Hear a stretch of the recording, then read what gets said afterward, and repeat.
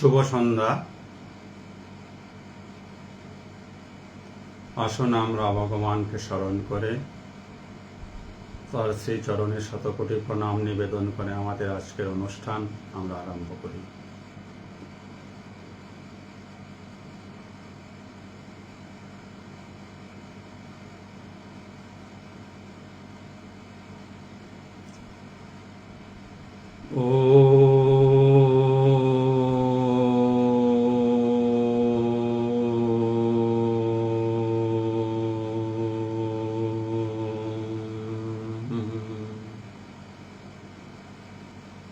শ্রী পরমাত্মনে নমঃ। আজকের এই অনুষ্ঠানে উপস্থিত সবাইকে অনেক অনেক ধন্যবাদ, ভালোবাসা, শুভেচ্ছা এবং প্রণাম। আলোচনা শুরু করার পূর্বে আমরা আমাদের স্বরূপ চিন্তন করব। আমরা যে যেখানে আসি, আসুন আমরা মনে মনে বলি, আমি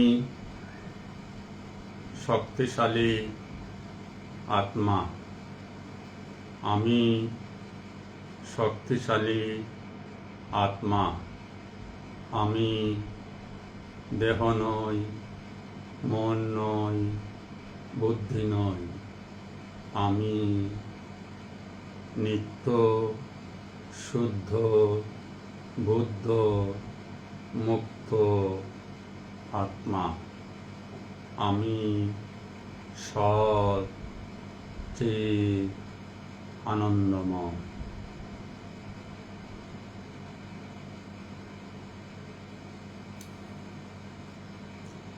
গত 7/6/2024 তারিখে আমরা শ্রীমদ্ ভাগবত গীতার 3য় অধ্যায় কর্মযোগ থেকে আলোচনা করেছিলাম। সেদিনকার আলোচনায় আমরা 23 নম্বর মন্ত্র থেকে শুরু করে 27 নম্বর মন্ত্র পর্যন্ত আলোচনা করেছিলাম। আজ আমরা 28 নম্বর মন্ত্রটি আরম্ভ করব। 28 নম্বর মন্ত্রটি আরম্ভ করার পূর্বে আমরা একবার দেখে নিচ্ছি 27 নম্বর মন্ত্রে ভগবান শ্রীকৃষ্ণ কি বলেছিলেন। ভগবান উবাচ, ভগবান বললেন, প্রকৃতে কিয়মানানি গুণৈঃ কর্মাণি সর্বশ অহংকার বিমূঢ় আত্মা কর্তাহম ইতি মন্যতে। ভগবান বলেছিলেন যে প্রকৃতিতে গুণগুলি ক্রিয়মান হয়ে আছে। কোথায়? সর্বস্ত কর্মের মধ্যে। যে যেভাবে কর্ম করছে তার মধ্যে তার গুণগুলি ক্রিয়াশীল হয়ে আছে। আর অহংকারী মানুষ ভাবে,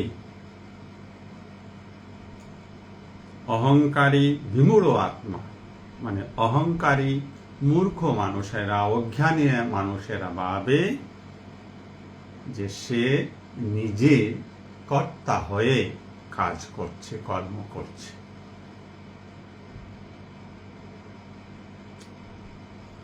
কর্তা হয়ে কাজ করা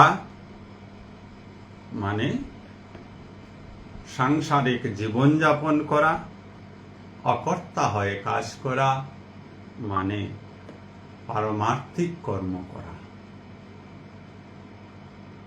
কর্মের মধ্যে কোনো জাগতিক কর্ম আর পারমার্থিক কর্ম বলে ভেদ নেই। কর্ম টিকে করার মানসিক অবস্থার উপর একটি কর্ম পারমার্থিক হয়ে যায়, আবার ওই একই কর্ম জাগতিক কর্ম হয়ে যায়। একই কর্ম জ্ঞানীর হয়ে যায়, একই কর্ম অজ্ঞানীর হয়ে যায়। তার মধ্যে এই ব্যবধান যে তৈরি হচ্ছে, ব্যবধান হচ্ছে যে কর্তা মনে করে কোনো কর্ম করছে, তার কর্ম অজ্ঞানীর কর্ম, তার কর্ম অহংকারের কর্ম, তার কর্ম জগতের কর্ম। ওই একই কর্ম যিনি অকর্তা রূপে করছেন, তার কর্ম পারমার্থিক কর্ম, তার কর্ম জ্ঞানের কর্ম, তার কর্ম নিরহংকার কর্ম। একদম সহজ।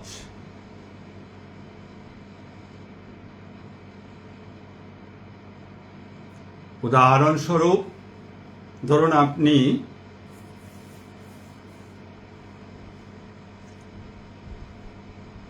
ভাত খাচ্ছেন, একজন জ্ঞানী পুরুষও ভাত খান, একজন অজ্ঞানী পুরুষও ভাত খান। অজ্ঞানী পুরুষ যখন ভাত খান তখন কি করেন?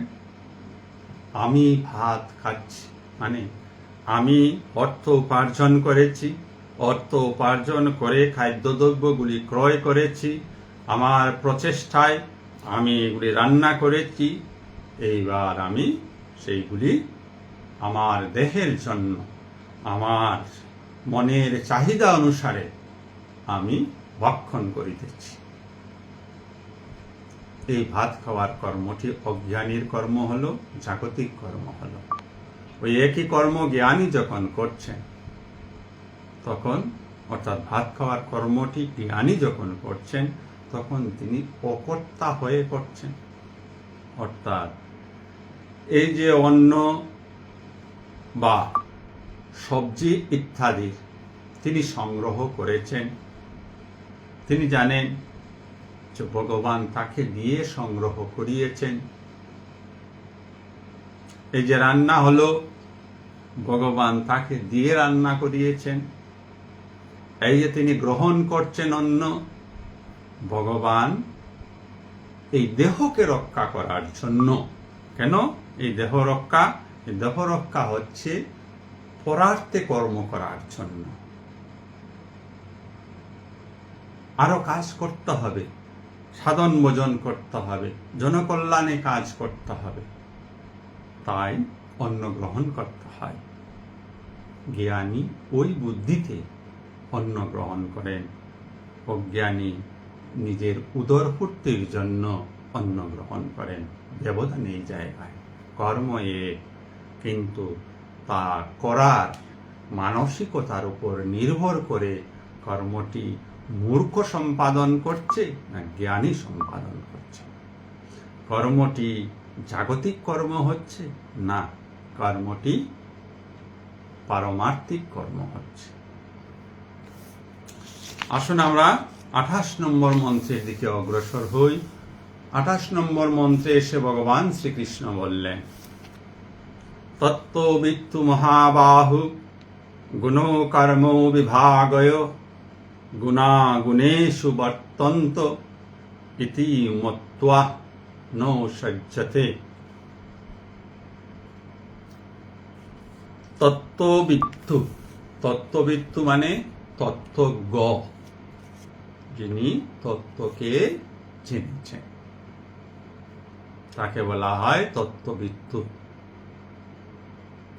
মহাবাহু, মহাবাহু বলতে এখানে অর্জুনকে ভগবান শ্রীকৃষ্ণ নির্দেশ করছেন। মহাবাহু মানে হে অর্জুন বা হে মহাবীর।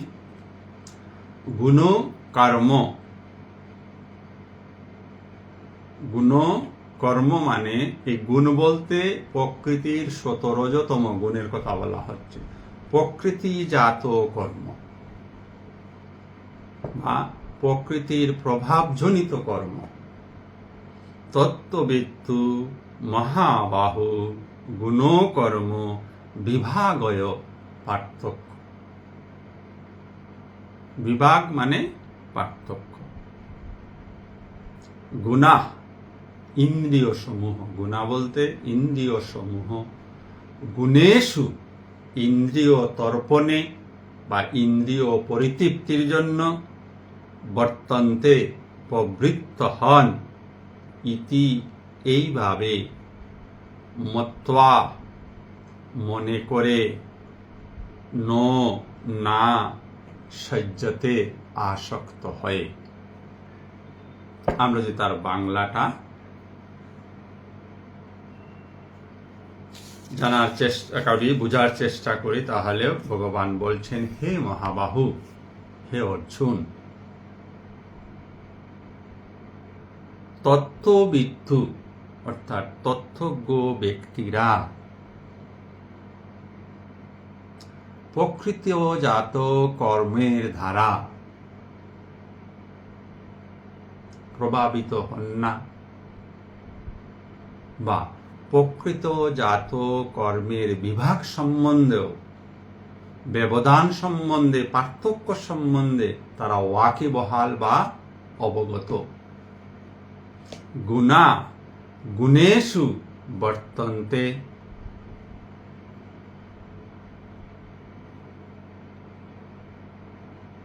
গুণগুলি অর্থাৎ ইন্দ্রিয় সমূহ,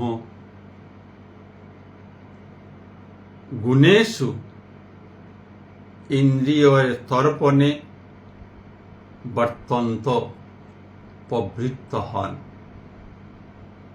কথাটা হচ্ছে এইভাবে যে তত্ত্ববিত্ত বা তথ্যজ্ঞ পুরুষেরা ইন্দ্রিয়গুলিকে ইন্দ্রিয়ের জন্য অর্পণ করে দেন, তর্পণ করে দেন, এবং ইন্দ্রিয় সুখজনিত কোনো ভোগাত্মক কার্যে প্রবৃত্ত হন না।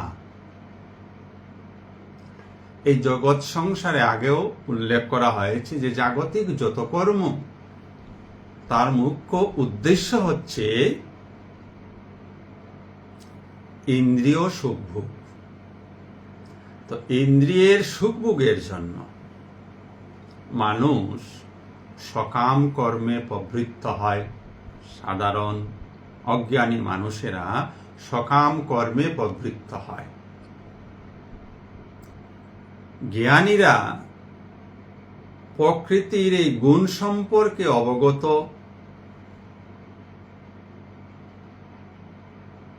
তাই তারা প্রাকৃতিক গুণগুলিকে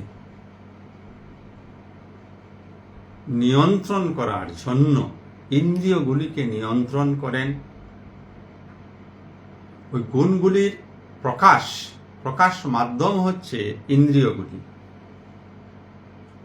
ইন্দ্রিয়গুলি সংযত হলে অটোমেটিক্যালি আপনার প্রাকৃতিক গুণগুলিও নিয়ন্ত্রিত হবে।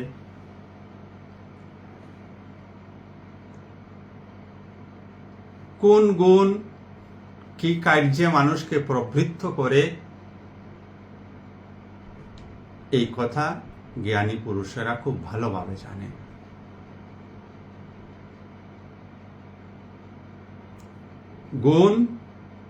গুণের দ্বারা ইন্দ্রিয়গুলি প্রভাবিত হয়, তাই ইন্দ্রিয়গুলি ওই ধরনের কাজ করে।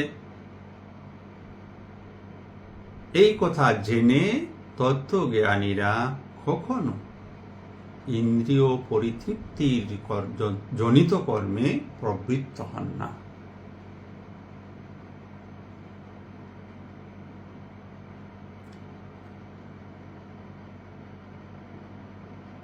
আর বাকি মানুষেরা, অজ্ঞানী মানুষেরা, বাকি মানুষ বলতে অজ্ঞানী মানুষ, মূর্খ মানুষেরা ইন্দ্রিয় তৃপ্তির জন্য সকাম কর্মে প্রবৃত্ত হন। জ্ঞানী পুরুষেরা সকাম কর্মের তত্ত্ব অবগত হয়ে, সকাম কর্মের মুখ্য উদ্দেশ্যই হচ্ছে ইন্দ্রিয় পরিতৃপ্তি। সকাম কর্মকে যে পরিচালিত করছে সেটা হচ্ছে আমাদের মানসিক গুণ, মনের গুণগুলি, 17তম গুণগুলি। তাই জ্ঞানীরা ওই গুণগুলির উপর, ইন্দ্রিয়গুলির উপর সংযম সাধন করে কোনো ভোগাত্মক কর্মে লিপ্ত হন না, প্রবৃত্ত হন না। তখন তাদের দ্বারা কৃতকর্মটি ভগবৎমুখী হয়, নিষ্কাম কর্ম হয়। একজন জ্ঞানী এবং অজ্ঞানীর মধ্যে পার্থক্য এইটুকুই। পারমার্থিক ভাষায় জ্ঞানী নিষ্কাম কর্ম করছেন, অকর্তা হয়ে কর্ম করছেন, আর অজ্ঞানী সকাম কর্ম করছেন, কর্তা হয়ে কর্ম করছেন। তাই আমাদের মধ্যে আমরা দেখি সবাই বলে তাকে সে কে করছে, আমি এইটা করেছি, আমি ওই করেছি, আমি সেই করেছি, মানে নিজেকে কর্তা রূপে প্রতিষ্ঠিত করতে চাইছে, অহংকারকে প্রতিষ্ঠিত করতে চাইছে। কেন সে শাস্ত্রের দ্বারস্থ হয়নি, শাস্ত্র কথা শুনেনি, সৎসঙ্গ করেননি তিনি। তাই নিজের প্রচার নিজে করে চলছেন।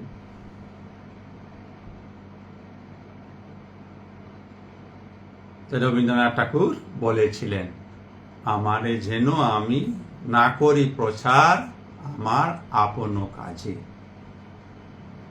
আমার কাজের মধ্য দিয়ে আমি যেন আমাকে প্রচার না করি। সহজাত মানবিক প্রবৃত্তি যে মানুষ নিজেকে প্রচার করতে চায়, তার অহংকারকে পরিতৃপ্ত করতে চায়, তার কর্তাজনিত স্বভাবকে সে অন্যের কাছে প্রকাশ করতে চায়। আমরা পরবর্তী মন্ত্রের দিকে অগ্রসর হচ্ছি। মন্ত্র নম্বর 29। ভগবান বলছেন, প্রকৃতে গুণো সংমূঢ়াঃ সজ্জন্তে গুণো কর্মসু তান ও কৃষ্ণবিদ মন্দান কৃষ্ণবিদ নো বিছালয়েত। প্রকৃতে মানে জড়া প্রকৃতি, এই প্রকৃতি যা আমরা দেখছি। গুণ সংমূঢ়াঃ, গুণের প্রভাবে যারা বিমূঢ় হয়ে আছে। গুণ সংমূঢ়াঃ, প্রকৃতে গুণ সংমূঢ়াঃ, প্রকৃতিজাত গুণের দ্বারা যারা বিমূঢ় হয়ে আছে, মোহিত হয়ে আছে। সজ্জন্তে গুণো কর্মসু, সজ্জন্তে মানে প্রবৃত্ত হওয়া, ধাবিত হওয়া, লিপ্ত হওয়া। কি ধরনের কাজে? গুণ কর্মসু, প্রকৃতজাত কর্মে, প্রাকৃতিক কর্মে, প্রাকৃত কর্মে, যেটাই বলি না কেন আমরা। প্রকৃতির গুণগুলির দ্বারা প্রভাবিত হয়ে মূঢ় ব্যক্তিরা জাগতিক কর্মে প্রবৃত্ত হয়। তান ও কৃষ্ণবিদ, ও কৃষ্ণবিদ,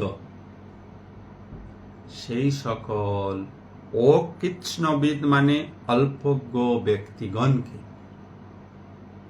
সেই সকল অল্পজ্ঞ ব্যক্তিগণকে মন্দান মন্দবুদ্ধি, কৃষ্ণবিদ মানে যিনি তত্ত্বজ্ঞ, অকৃষ্ণবিদ যিনি অল্পজ্ঞ, বিছালয়েত, নো বিছালয়েত, যেন তাদেরকে বিচলিত না করেন। খুব গুরুত্বপূর্ণ মন্ত্রটি এই কারণে আমাদের জন্য, আমরা যারা একটু সাধুকথা শুনেছি, শাস্ত্রকথা শুনেছি, তাদের মধ্যে অনেক সময় একটা আধ্যাত্মিক অহংকার জন্ম নেয়। এক হলো, আমরা সবাই শুনেছি যে অল্প বিদ্যা ভয়ঙ্করী। বিদ্যা কম হলে তা ভয়ঙ্কর। পারমার্থিক জগতেও এইভাবে।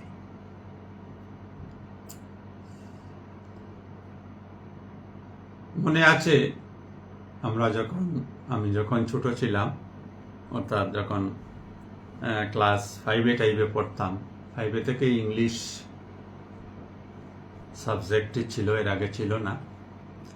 তো তখন আমরা ইয়েস, নো, বাট ইত্যাদি কতগুলি শব্দ জেনে ফেলেছি।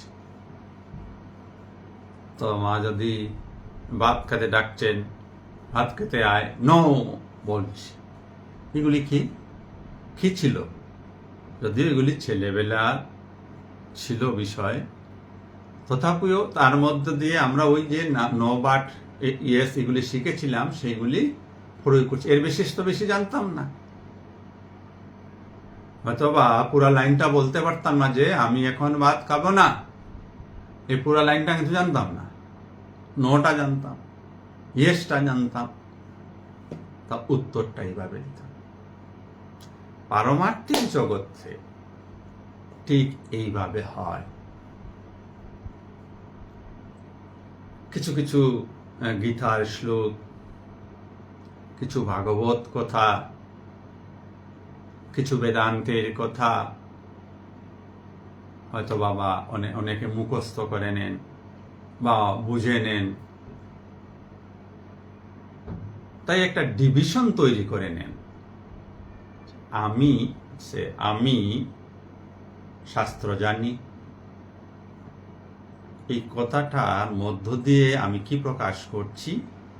আমার থেকে যারা আলাদা অন্য মানুষরা রয়েছেন, তারা শাস্ত্র জানেন না। এই বিভেদ জ্ঞান চলে আসে, এটা অহংকারের প্রকাশ।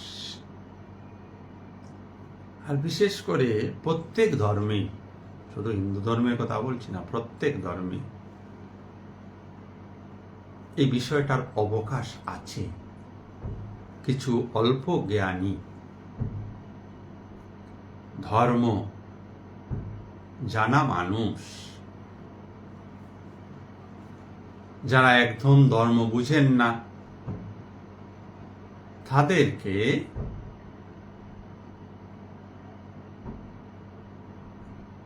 তারা এক বিভেদ সৃষ্টি করে ফেলেন যে ওরা কিচ্ছু জানে না, মূর্খ। আর তিনি অল্প কিছু জানেন বলে তিনি একদম জ্ঞানী। তাই ভগবান সতর্ক করে আমাদেরকে সতর্ক করছেন, যারা আমরা এই সাধন পথে রয়েছি, অল্প বিস্তর কিছু শাস্ত্রীয় কথা জানার চেষ্টা করছি, এই মুহূর্তে এই অহংকারগুলি আসার উজ্জ্বল সম্ভাবনা রয়েছে।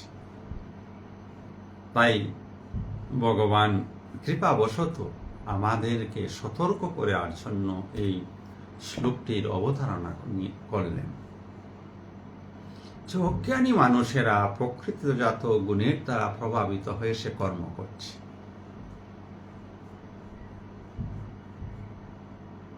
তার বুদ্ধি মন্দবুদ্ধি, সে অল্পজ্ঞ। অল্পজ্ঞ মানে শাস্ত্র সম্পর্কে তার ধারণা কম।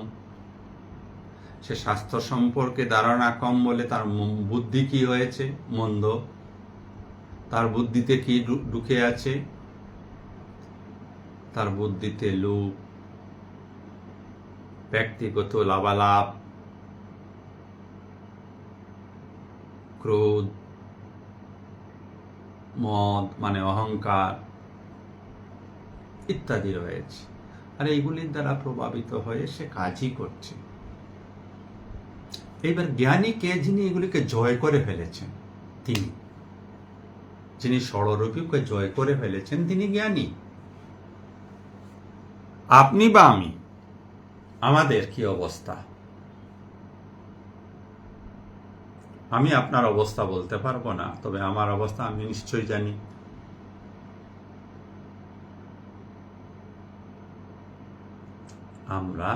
আমার কথা আমি বলছি, বা আমরা সবার কথাই বলছি, এখনো পূর্ণভাবে ষড়রিপুকে আমরা দমন করতে পারি।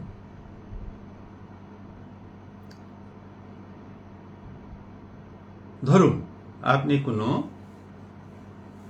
বিয়ে বাড়ির অনুষ্ঠানে গেলেন, আজকাল খাওয়ার সিস্টেমটা কি? বুফে সিস্টেম হয়। দেখবেন একদল মানুষ একদম নিচ্ছে, খাচ্ছে, ফেলাচ্ছে, যতটুকু খাওয়ার নয় ততটুকু খাচ্ছে, দেখবেন, দেখা যাচ্ছে। মন্তব্য কিন্তু সেখানেও শুরু হয়ে যায়, এই দেখো লোকটা এইরকম নিল, খেয়ালো, ফেলালো, এরকম। ওইখান থেকে আপনাকে সংযত থাকতে হবে,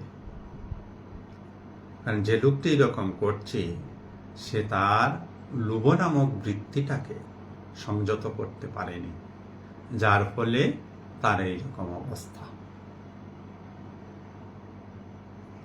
তাকে কোনো নিন্দাসূচক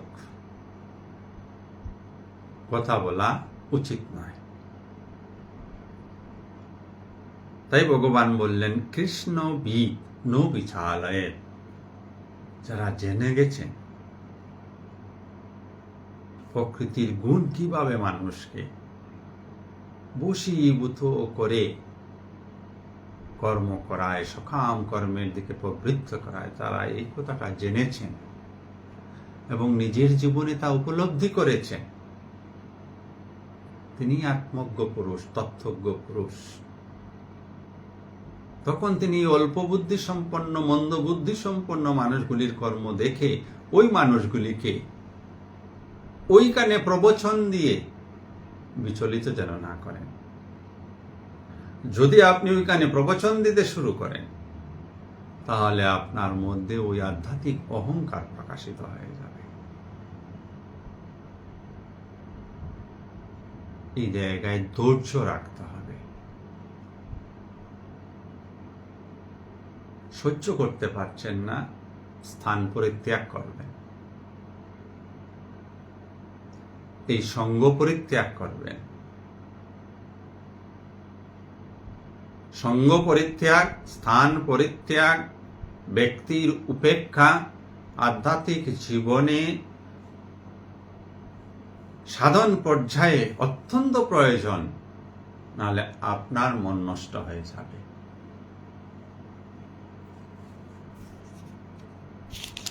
মনের সুন্দরতা তৈরি করতে সময়ের অনেক সাধনার প্রয়োজন, মন কিন্তু অবনমিত হতে সময়ের প্রয়োজন হয় না। জগতে 2-4টা ব্যবহার, জগতের সঙ্গে 2-4 বার যদি কাঁচা মন নিয়ে মিলিত হয়ে যান, বাস অবনমিত হয়ে যাবে মন।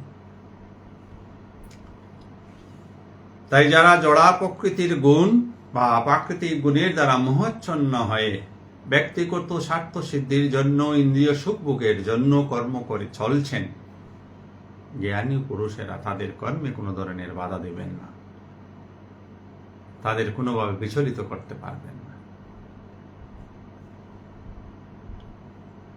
30 নম্বর মন্ত্রে এসে তাই ভগবান বললেন, ময়ি সর্বাণি কর্মাণি সংন্যস্য, ময়ি সর্বাণি কর্মাণি সংন্যস্য অধ্যাত্মচেতসা নিরাশী নির্মম উত্থা যুদ্ধসো বিগত জরহ। মই, মই মানে ভগবান শ্রীকৃষ্ণ বলছে আমার। মই সর্বাণি সমস্ত কর্মাণি কর্ম, সংন্যস্য মানে সমর্পণ করে। ভগবান শ্রীকৃষ্ণের উক্তি, তিনি বলছেন যে আমাদের সমস্ত কর্ম সমর্পণ করো। ওই যে একটু আগে উদাহরণে আমরা আলোচনা করলাম বিয়ে বাড়ির খাওয়া নিয়ে, আপনার বলার জন্য কিছু উৎকণ্ঠা হচ্ছে, যে লোকটা এইভাবে ব্যবহার করছে, রাক্ষসের মতো খাচ্ছে, এই যে বলার আপনার প্রবৃত্তি জাগ্রত হচ্ছে। আমরা নিদান কি নিয়েছিলাম যে ওই স্থান পরিবর্তন করুন বা ওই জিনিসটাকে উপেক্ষা করুন। ভগবান বলছেন এই উপেক্ষা করার মধ্যে, স্থান পরিবর্তনের মধ্য দিয়ে ওই যে তোমার উৎকণ্ঠা হয়েছিল কিছু বলাজনিত কিছু কর্ম করার, ওই কর্মটি আমাকে সমর্পণ করে দাও, তুমি ওখানে কিছু বলতে যেও না। অধ্যাত্ম চেতসা, যেহেতু তুমি আধ্যাত্মিক চেতনা সম্পন্ন হয়েছে। যদি নিজেকে আধ্যাত্মিক চেতনা সম্পন্ন মনে করেন, তাহলে সমস্ত কর্ম ভগবানে সমর্পণ করে দিন। নিরাশী নির্মম। নিরাশী মানে সমস্ত কাম নিষ্কাম হয়ে করুন। যে কর্ম ঈশ্বরে সমর্পণ হয়ে গেল তা নিষ্কাম হয়ে গেল। নির্মম, ওই জায়গায় কিন্তু বড় সমস্যা হয়ে যায়। মমতা শূন্য। আমরা মমতা শূন্য হতে পারি না। আমরা আমাদের দেহজনিত সম্পর্কগুলিতে নির্মম হতে পারি না, মমতা শূন্য হতে পারি না। কিন্তু ভগবান বলছেন মমতা শূন্য হও। এইটা শুধুমাত্র আমাদের বোঝা ভুলের জন্য আমাদের মনে সহসা প্রশ্ন জাগে, আমি আমার পুত্রকে কন্যার প্রতি নির্মম হয়ে যাব। ভগবান ওই কথা বলছেন না। পুত্র কন্যার দায়িত্ব আপনি পালন করুন, নিষ্কামভাবে পালন করুন।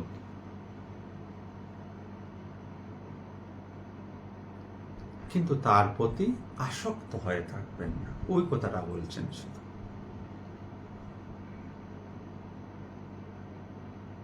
আসক্তি হলেই ওই ছেলে বা মেয়ের থেকে কিছু পাওয়ার আশা জাগবে। পাওয়ার আশা জাগলেই কর্মটা সকাম হয়ে যাবে। ওই পেলে সুখী হবেন, না পেলে দুঃখী হয়ে যাবেন। ওই জায়গাটাতে ভগবান নিজেকে কারেকশন করে নিতে বলছেন। তো নিরাশী, নিষ্কাম হয়ে কর্ম করা, আর নির্মম, মমত্ব রহিত হয়। এবার মমত্ব রহিত হয়ে কর্ম করতে হলেও অনেক সাহসের প্রয়োজন। দুটি ছেলের মধ্যে ঝগড়া হচ্ছে, তার মধ্যে একটি ছেলে আপনার, আরেকটি ছেলে পাড়ার ছেলে। তো কি হবে? আপনি কার পক্ষ নেবেন? প্রথমেই আপনি কারণ জানেন না কেন ঝগড়াটা হচ্ছে, আপনি অটোমেটিক্যালি আপনার ছেলের পক্ষ নিয়ে নেবেন। কিসের জন্য হলো? মমতার জন্য। যাতে আরো অদ্ভুত ভাবে আজকাল স্কুল কলেজে দেখা যাচ্ছে, মাস্টার মশাই হয়তো ছাত্রকে কিছু বাজে বকেছেন বা বেত্রাঘাত করেছেন, গার্জিয়ান চলে যাচ্ছেন, আমার ছেলেকে কেন মারলেন? মমতা। প্রকৃত তথ্য না জেনে নিজের রক্তজাত সম্পর্কগুলির পক্ষে দাঁড়িয়ে যাওয়াটা হচ্ছে মমত্ব। তো রক্তজাত সম্পর্ক, বন্ধু বান্ধব রয়েছে, সংগঠন জাতীয় রয়েছে, অনেক সম্পর্ক এরকম রয়েছে। সত্যকে জানতে হবে। সেক্ষেত্রে যদি আপনার ছেলে দোষ করে থাকে, তাহলে আপনি ওইখানে মমত্বহীন হতে হবে, ন্যায্য বিচার করতে হবে। না হলে তো আপনি জীবন সংগ্রামে যুদ্ধ করতে পারবেন না। অর্জুনের এই অবস্থা হয়েছে না? অর্জুন নিরাশী হয়নি। বলছে কেন? নির্মমও হয়নি। নিরাশী হয়নি অর্থাৎ নিষ্কাম করতে পারছে না কর্মটা, যুদ্ধ কর্মটা নিষ্কাম ভাবে করতে পারছে না, কারণ সে যুদ্ধের ফলাফল কল্পনা করেছিল। যুদ্ধে জিতব বা যুদ্ধে হার হবে। যুদ্ধ করছো, একটা কিছু হবে, ফলের আকাঙ্ক্ষা করা চলবে না। তাই সে প্রথম দিকে নিরাশই হতে পারেনি। নির্মম, পিতামহের প্রতি মমতা, গুরু দ্রোণাচার্যের প্রতি মমতা,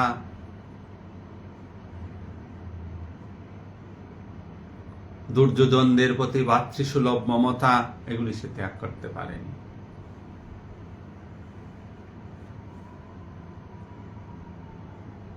তাই সে যুদ্ধ থেকে বিরত হয়ে গিয়েছিল। ভগবান বললেন, নিরাশী নির্মম, তুমি নিষ্কাম কর্ম করো, নির্মম মমতা শূন্য হও, ভূত্থা মানে হয়ে, যুদ্ধস্য যুদ্ধ করো, বিগত জ্বর, জ্বর মানে সর্দি জ্বর নয়, বিগত জ্বর মানে সুখ শূন্য হয়ে। অর্জুন সুখ করছিল, দুঃখ করছিল, মমতায় আসক্ত হয়ে, সকাম কর্মে আসক্ত হয়ে সে দুঃখ করছিল। তাই ভগবান শ্রীকৃষ্ণ অর্জুনকে বললেন, নিরাশী নির্মম ভূত্বা যুদ্ধস্য বিগত জরহ, নিষ্কাম এবং নির্মম মমতা শূন্য হয়ে যুদ্ধ করো, সুখ শূন্য হয়ে যুদ্ধ করো, দুঃখ শূন্য হয়ে যুদ্ধ করো। আপনার আমার কি শিক্ষা এখানে? যে কর্ম করি নাই কেন আমরা সব প্রথমে সমর্পণ করে দিন, বাস মুক্ত হয়ে গেলে। আর দৃষ্টি কোথায়? আমার কাজ, আমার কর্ম যেন নিষ্কাম হয়, তাতে যেন কামনা বাসনার কোনো গন্ধ না থাকে, ফলাকাঙ্ক্ষার কোনো গন্ধ না থাকে। নির্মম, তাতে যেন আসক্তি না থাকে, তাদের যেন পক্ষপাতিত্ব না থাকে। এইভাবে জীবন বাঁচুন। সেই জীবন আধ্যাত্মিক জীবন, সেই জীবন পারমার্থিক জীবন, সেই জীবনই আনন্দের জীবন। জীবন যুদ্ধ এইভাবে অগ্রসর হতে হবে। মোস্ট অফ দি কেস আমরা মমতা শূন্য হতে পারি না, নিষ্কাম কর্ম করতে পারি না, আর কর্ম ভগবানের সমর্পণ করতে পারি না। অনলি 3 things: সমর্পণ, নিষ্কাম কর্ম, আর মমতা শূন্য হয়ে কর্ম। বাস 3টা।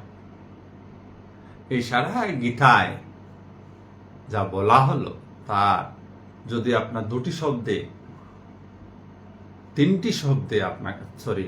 শব্দে যদি আপনাকে ব্যক্ত করতে হয়, তাহলে ভগবান বললেন, মমতা শূন্য হও, সমতাবান হও, একত্বে পৌঁছে যাও।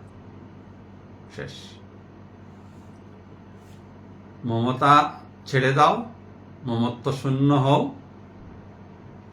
সমত্ব বুদ্ধির অবলম্বন করো, আর একত্বে আরোহণ করো। একই জিনিস আছে পৃথিবীতে। এই ত্রিভুবনে এক ঈশ্বর রয়েছে, আর কিছু নেই।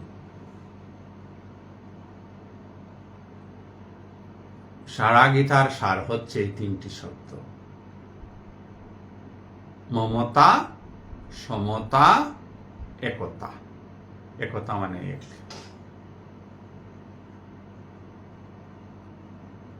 মমতা, সমতা, একতা।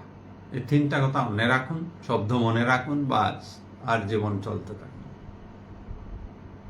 যখনই কিছু করছেন তখন দেখুন মমতা আছে কিনা, মমতাকে খুঁজে বের করুন।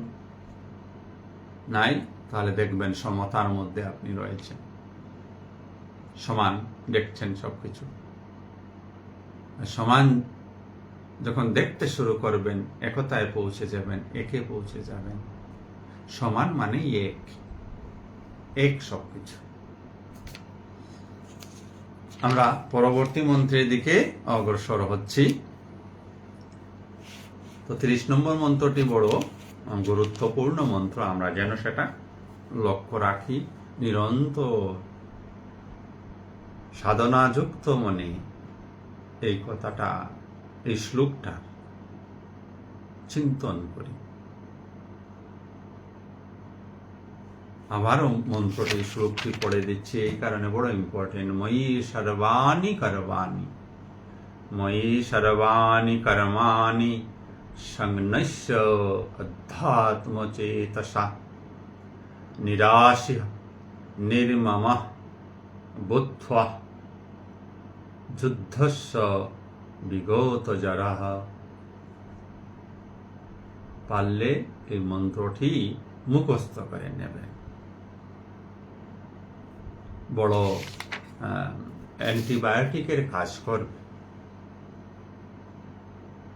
আধ্যাত্মিক জগতে চলতে গেলে অ্যান্টিবায়োটিক হচ্ছে এই মন্ত্রটি, 30 নম্বর মন্ত্রটি।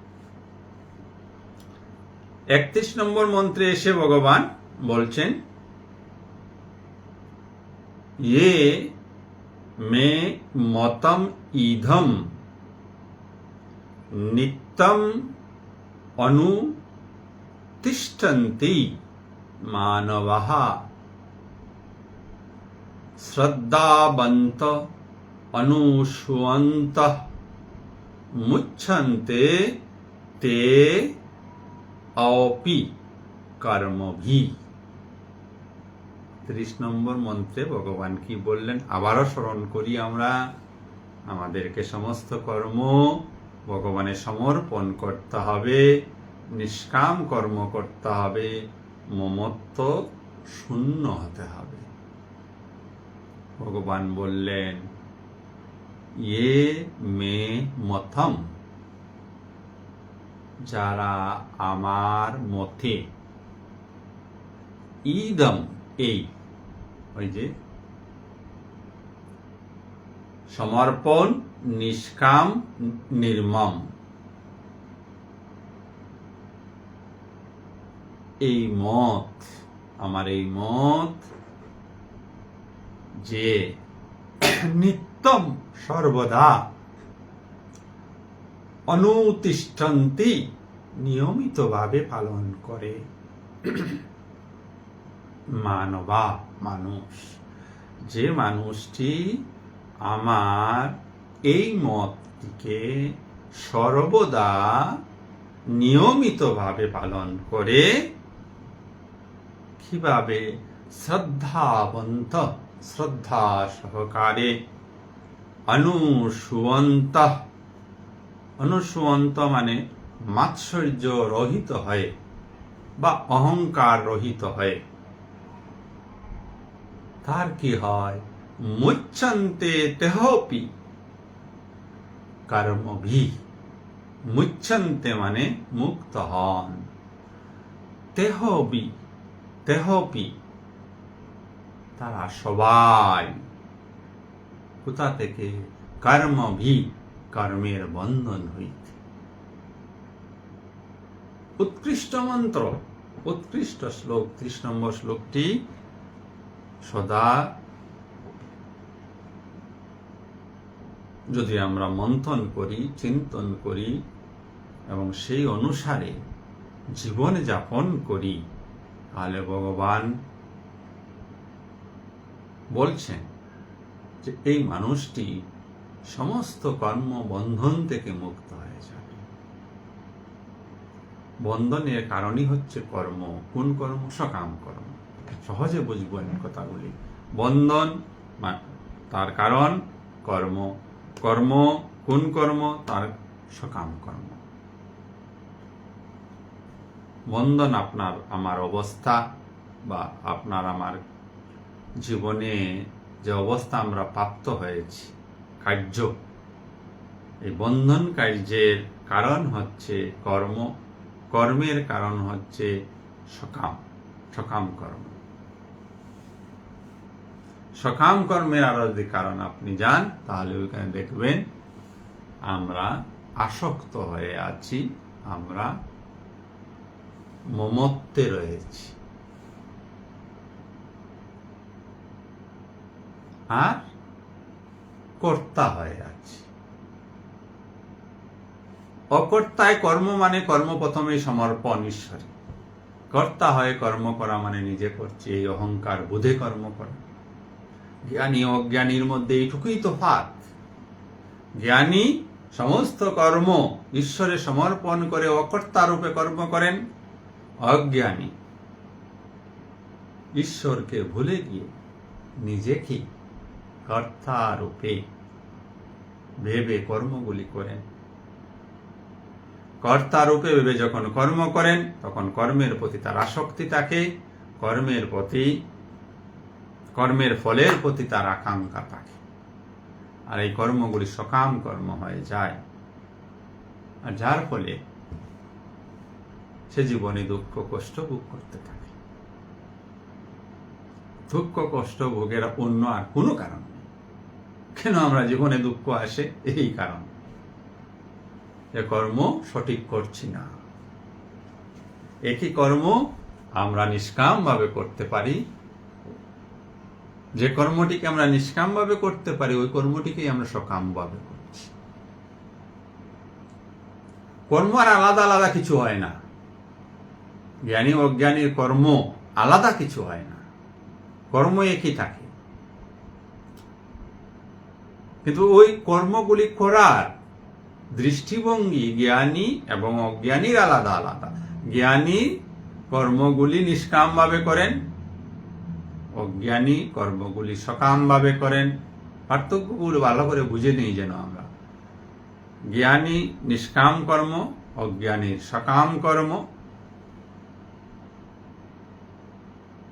জ্ঞানী কর্ম সমর্পণ করেন ঈশ্বরে, অজ্ঞানী কর্তা ভেবে কর্মগুলি করে, বা ওই জিনিসটাকে জ্ঞানী অকর্তা রূপে কর্ম করেন, অজ্ঞানী কর্তা রূপে কর্ম করেন। এই দুটাই বেসিক ডিফারেন্স বিটুইন জ্ঞানী এন্ড অজ্ঞানী, অন্য বিশেষ কোনো ডিফারেন্স নেই।